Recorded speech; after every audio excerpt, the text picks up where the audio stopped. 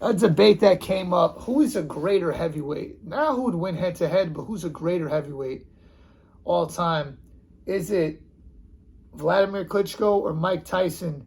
Now, I believe there was a debate who would win the fight between Wladimir Klitschko and Mike Tyson, and the two fans got into it. I think it was somewhere in Russia, and one guy stabbed another guy, and I think it was the guy who was arguing on behalf of Wladimir Klitschko had stabbed the person who was arguing for Mike Tyson. I don't advocate any of that. I think that's too much. It's just boxing. But not who would win the head-to-head fight. Because I think if it was a head-to-head fight, I think Mike Tyson would knock him out because of the styles. But it could be interesting. If it gets past 6, maybe Vlad could win a decision.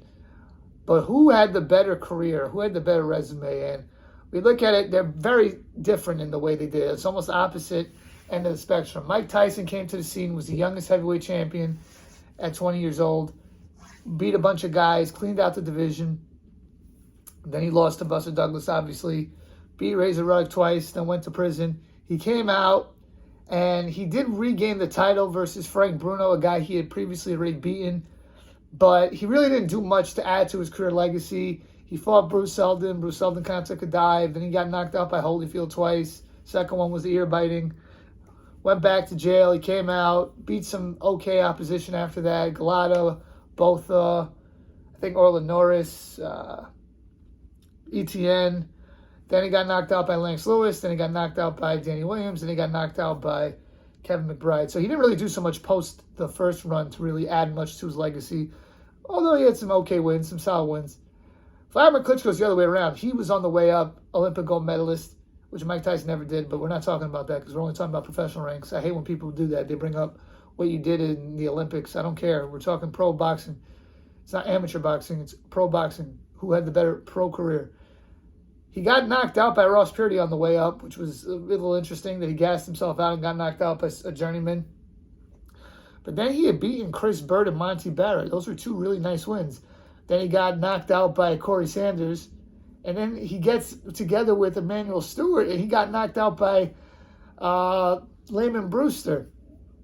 But then eventually, in his next fight, he fought DeVarrell Thompson, and he got knocked down, but then he got up and won the fight. And then he fought the big showdown fight in 2005 with Sam Peter, and that was an important fight for him because a lot of people were writing him off at that point.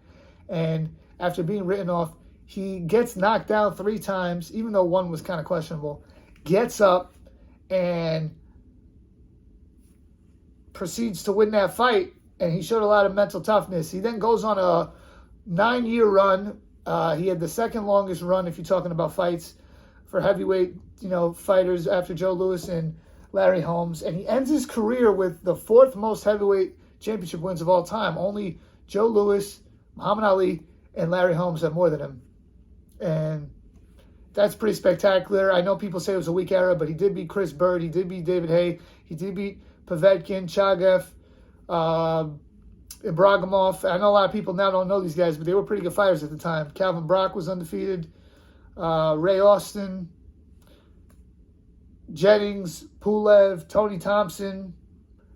Not the strongest era, don't get me wrong, but neither was Mike Tyson's era. You look at Mike Tyson's best wins, it was against a light heavyweight, great Michael Spinks, but not a great heavyweight.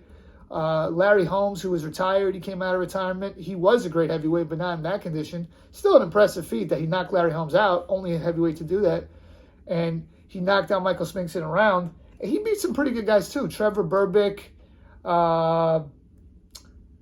Tony Tucker, Bone Crusher, James Bone Crusher Smith, Tyrell Biggs. And yeah, he has some good wins too. I think it's similar in the quality of wins. Neither guy beat an all-time great heavyweight in their, when they were all-time great heavyweight. And both guys kind of did the reverse. Klitschko closed out strong, and Tyson started out strong. Klitschko then ended up losing to Tyson Fury. No shame in that. Just look what Tyson Fury is now. And he was 39 years old. And he, at 41 years old, was in one of the best heavyweight fights ever and almost beat an undefeated Anthony Joshua. So I think that should be, a plus for Klitschko. For me, I look at it like this. Neither guy has great quality wins, but one guy has more quantity than the other, and that's Wladimir Klitschko. So I got to give it to the guy who had a longer run. And I know a lot of people are going to say, oh, well, Mike Tyson, if he fought the opposition that Wladimir Klitschko fought, he would have won those 18 fights too. And the answer I say to that is, I don't think so, because Mike Tyson, he was a very erratic man, and he went to jail for a few years in the middle of his career. He got distracted. He did not have the discipline that Wladimir Klitschko had. And you could say whatever you want about Klitschko and all the things that people criticize him for. The man was always in shape. The man was always ready to fight. The man always had the proper discipline. And that is very hard to do at the top level of boxing.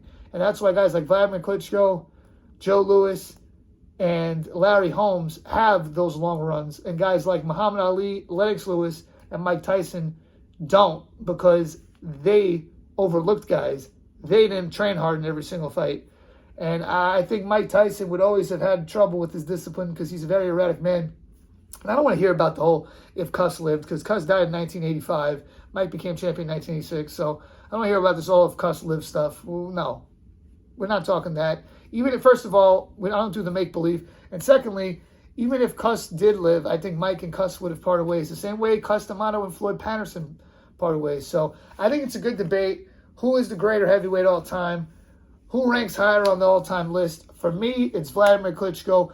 Let me know what you guys think. Please like, share, comment, and subscribe. Peace.